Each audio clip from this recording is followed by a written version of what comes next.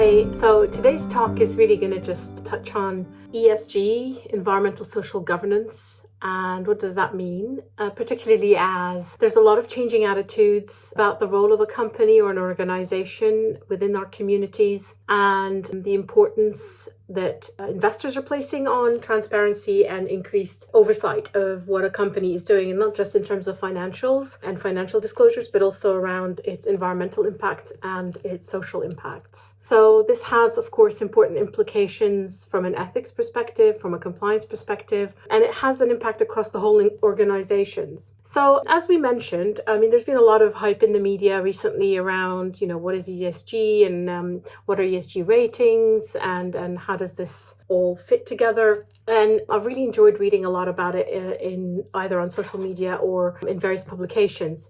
So I would just share my views on what I've seen, and really the aim is to invite everyone to share their own knowledge around the topic and to also, for us to learn from each other, because I've learned from what I've read. And this is a very important subject and it's only going to increase in importance. So conversations around it are quite helpful. So most publicly traded companies get evaluated on their ESG performance. And there are different third-party organizations with rating scales and methodologies that are employed by ESG reporting providers, and they can vary. Generally speaking, the goal is the same, really. It's about gathering information and performance data about a company or an organization and to assess its impact on the environment and the community and how effectively they have their own internal governance processes, because governance is critical. The role of the board is important, how the board manages the organization and what structure it follows, what committees it has, how people are paid, gender equality, all kinds of equalities. So there's a lot of things around the governance piece that are very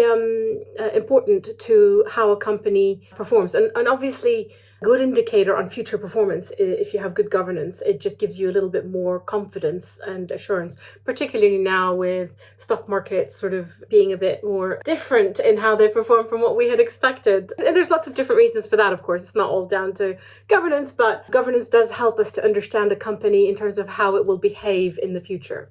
So having said that, the data that is issued by ESG performance rating organizations is reviewed and considered by investors who, are interested in investing. And that's why I was saying governance is an important part, as is the E and the S and their performance in it. And so the investors use this information from the ratings companies, and it helps them to assess where they want to invest. And as a consequence, this incentivizes companies to improve their performance, as this helps to make them a more resilient organization. It helps them to have a better reputation globally and locally, wherever their investors might be. And it helps them have a more robust access to capital markets, because more and more capital markets are relying on ESG data to recommend investment in companies. And, there's different ways that companies categorize their ESG issues. So under environment, you would, for example, put climate impacts, risks and opportunities, climate change. You could put things like air quality or greenhouse gas emissions, carbon emissions, measurement, and so on. For social, some companies, categorize human rights in there, child labor, forced labor, human trafficking, diversity and inclusion. And under governance, executive compensation is listed, as is shareholder rights, board diversity, transparency and disclosures, anti-corruption, anti-bribery, how they perform for competition. So, for example, anti-competition, antitrust issues, and money laundering issues, and so on. So these are just a very few headlines around how you could, or how companies indeed categorize their ESG issues. Sometimes the division is not very clear, and some ratings agencies might place employee rights under social, but others might place it under governance, and so on. So there is a bit of, I don't want to say ambiguity, but there is some slight differences and variations, which can cause a bit of confusion. And then I was quite fascinated to learn how Elon Musk recently posted on Tesla, I'm sure you've seen this in the news. Tesla lost its place in May from the S&P 500 index that is focused on and dedicated to companies that excel at ESG.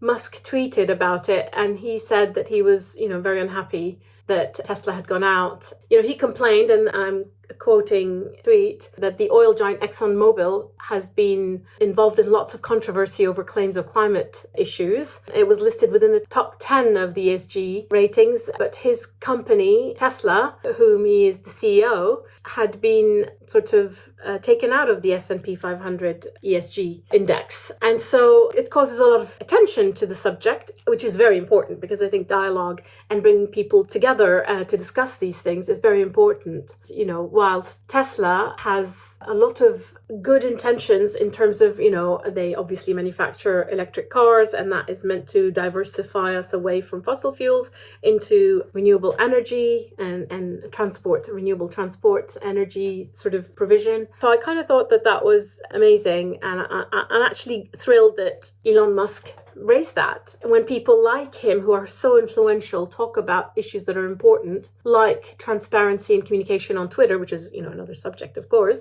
I'm just thrilled because that brings so many people into the dialogue that perhaps might not have been as interested before. But actually, this is very important for all of us. And I also recently read an article with great interest that was published on LinkedIn by a fellow colleague. I say colleague, I mean, you know, a person whose work I respect on LinkedIn, Triam Rixon.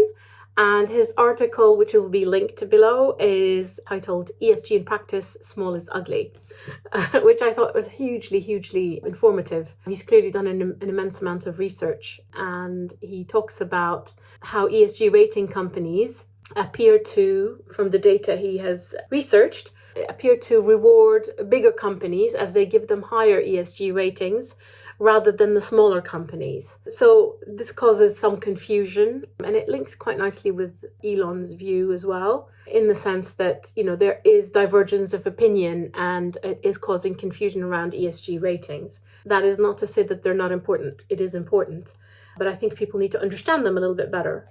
Having a higher ESG rating, the argument is, could lower a company's cost of capital. And having a lower ESG rating could increase the cost of capital.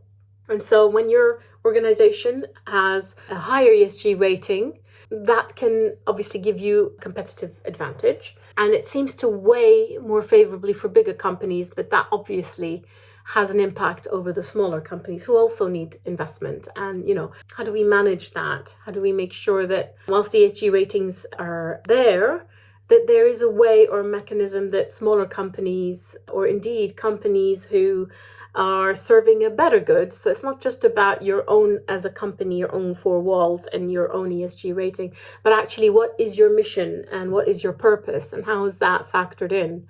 In any case, a great read. And like I said, there's going to be a link below so you can read the article. So lots of interesting debate and discussion. I'd very much love to know what you think, and how do you manage your ESG? How do you communicate that? Because ESG and sustainability more broadly is a very important discussion within your organization. And how do you communicate that and disperse that information across your company?